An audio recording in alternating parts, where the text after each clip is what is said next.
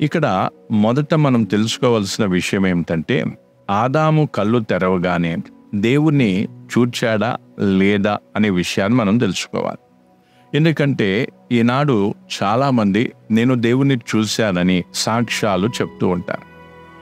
ఆ సాక్ష్యాలను దృఢపరచడానికి వాక్యంలో ఇవ్వబడిన కొన్ని వచనాలను, కొంతమంది వ్యక్తుల జీవితాలను లేదా వారి యొక్క జీవితంలో జరిగిన కొన్ని సంఘటనలను తీసుకొని వాళ్ళు చెప్పిన సాక్ష్యాన్ని లేదా వారు చెప్పే వాక్యాన్ని దృఢపరచడానికి ప్రయత్నం చేస్తూ ఉంటారు. కానీ వాస్తవానికి వాక్యం ఏమని చెప్తుంది? వాక్యంలో యేసు ప్రభు ఏమని చెప్తూ ఉన్నారు, అపోస్తలులు ఏమని చెప్తున్నారు ఒకసారి మనం చూద్దాం. యేసుక్రీస్తు యొక్క మాటల్లో మనం చూస్తే యోహాను సువార్త 5:37 మీరు ఏ కాలమందైనను ఆయన స్వరూపము చూడలేదు.